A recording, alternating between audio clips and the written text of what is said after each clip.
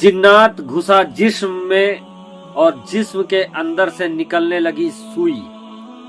प्यारे दोस्तों, अस्सलाम वालेकुम। आप देख रहे हैं इरफानी नेटवर्क यूट्यूब चैनल और मैं हूं मोहम्मद इरफान, झारखंड।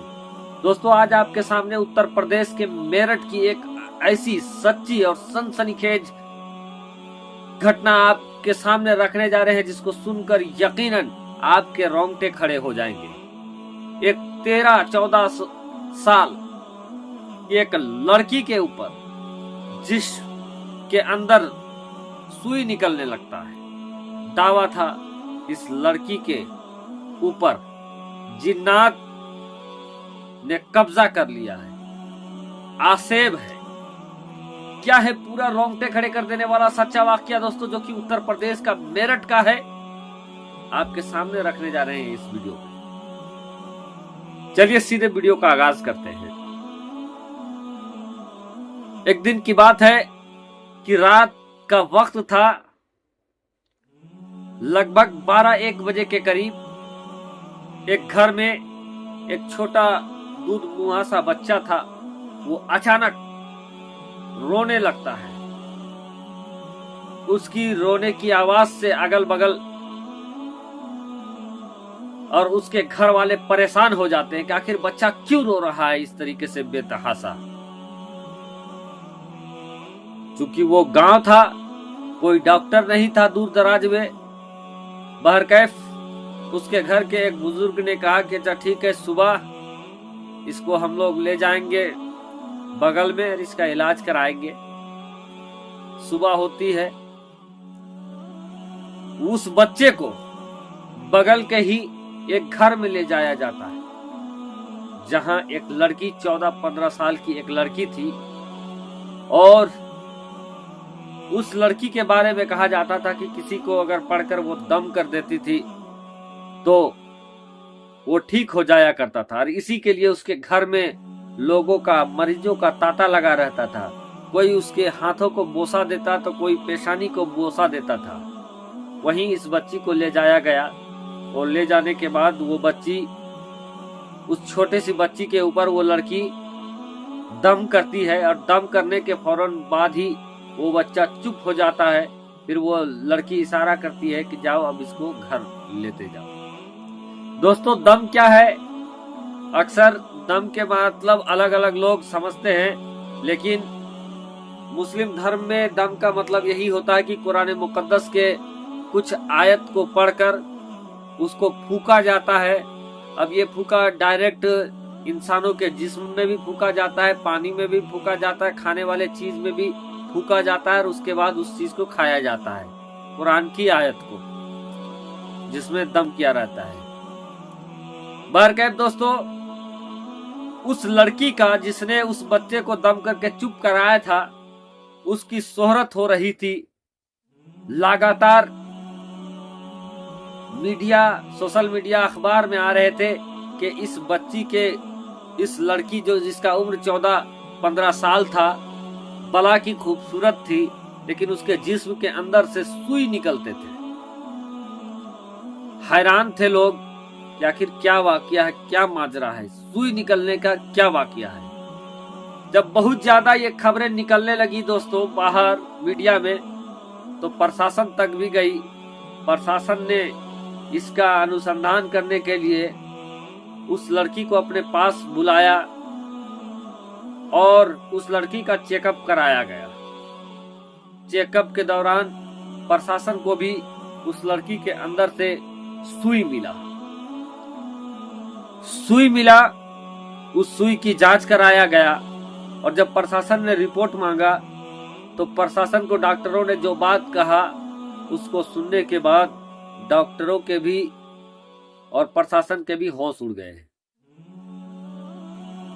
डॉक्टरों ने बताया कि सच में इस लड़की के जिस्म में सुई निकल रहे हैं, लेकिन हैरत की बात यह है कि ये सुई फैक्ट्री मेड है, यानी इस सुई को फैक्ट्री में बनाया गया है। अगर ये सुई पर किसी फैक्ट्री का लेबल नहीं रहता या फैक्ट्री मेड नहीं रहता तो हम इसको किसी जिन या किसी और तरह से हम सोच भी सकते थे, लेकिन जो इसके जिस्म में जो सुई निकल रहे हैं, ये फैक्ट्री मेड है, फैक्ट्री में बनाया गया है, तो कहीं इस लड़की के साथ कोई घिनौना मजाक या घिनौना काम तो नहीं हो रहा है।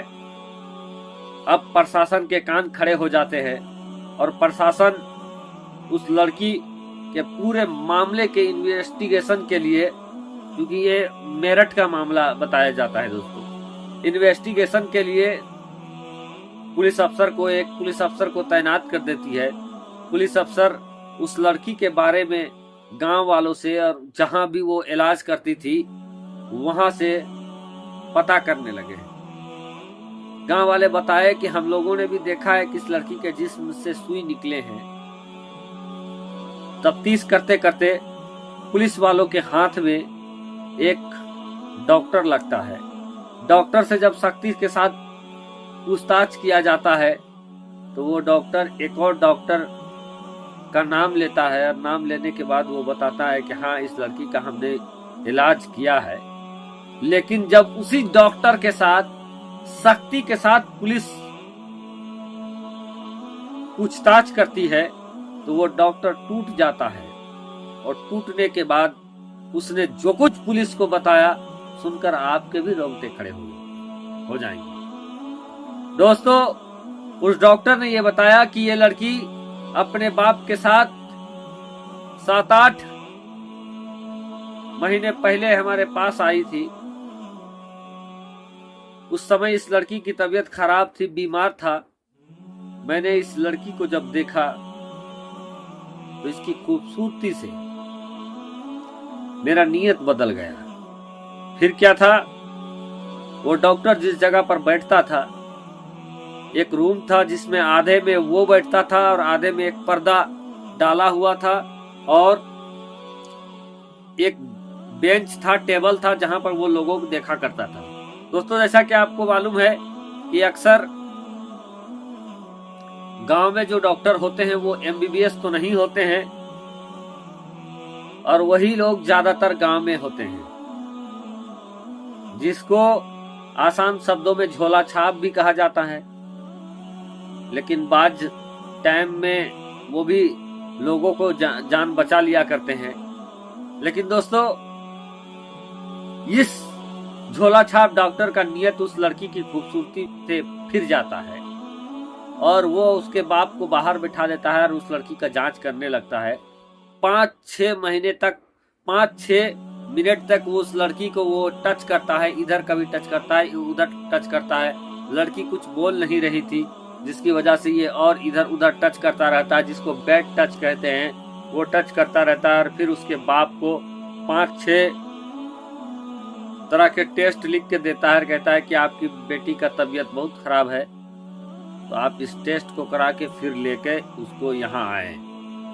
अब क्या था, वो लड़की जैसी निकलने लगती है, उसी टाइम में एक तांत्रिक उसके चेम्बर में आता है और तांत्रिक ने जैसे लड़की को देखा, उसने डॉक्टर से कहा, अरे ये लड़की अब तक कहाँ थी? इतनी बला की खूबसूरत लड़की को तो हमने कभी देखा नहीं था।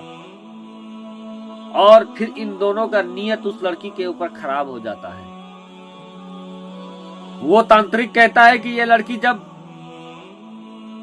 इसका बाप जब रिपोर्ट लेकर आए तो तुम इससे कह देना कि इस लड़की के ऊपर आसेब है, जिन का साया है, और ये लोहा बनकर इसके जिस्म में रहेगा और जब ये लोहा इसके जिस्म में घुसेगा तो इसको बहुत दर्द होगी। फिर क्या था दोस्तों, कुछ दिन के बाद उसका बाप उस लड़की का टेस्ट रिपोर्ट लेकर आया था, जो कि बिल्कुल नॉर्मल था।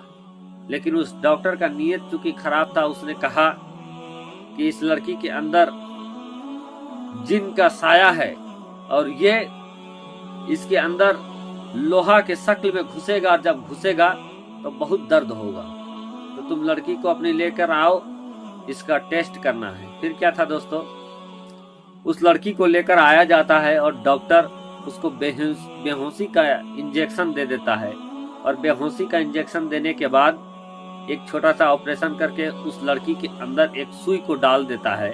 और डालने के बाद क्या था, उस डॉक्टर ने उस लड़की के साथ गलत काम किया, उस तांत्रिक ने भी गलत काम किया और इसी तरीके का मामला चलता रहा।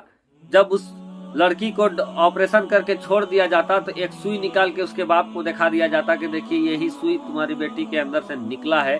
और फिर एक सुई निकाला जाता और दूसरे सुई को उसके जिस्म में डाल दिया जाता था। फिर कुछ दिन के बाद दर्द होने लगता तो उसको फिर वही डॉक्टर के पास लाया जाता।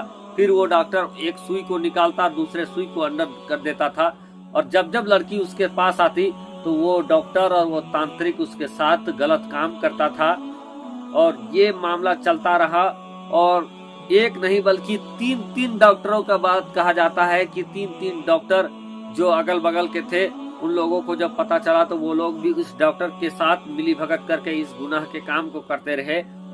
और फिर क्या था दोस्तों, ये मामला चलता रहा इसी तरीके का। लेकिन जब 5-6 महीने जब बीत गए और सुई निकलने का मामला चलता रहा तो उस लड़की के बारे में पूरे चर्चा होते रहा। चर्चा सोशल मीडिया में भी वायरल होता रहा। लोगों के सामने जब लोहा और सुई गया तो इसकी बात खूब आगे बढ़ी।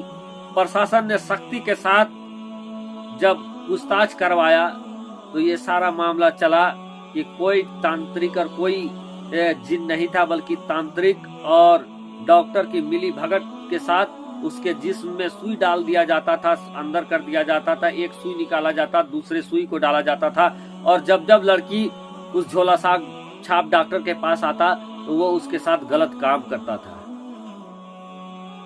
दोस्तों, ये घटना उत्तर प्रदेश के मेरठ की बताई जाती है। और इस सच्ची घटना से ये हम लोगों को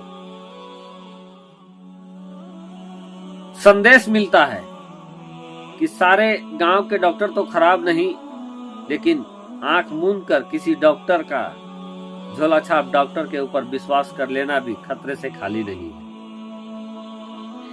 ये सच्ची घटना दोस्तों उत्तर प्रदेश मेरठ की है, जहां पर उस डॉक्टर के नियत खराब हो जाने के बाद उसने गलत तरीके से लड़की के साथ गलत काम किया और अंत में उसका अंजाम भी बड़ा दर्दनाक हुआ। शुक्रिया, आदाब।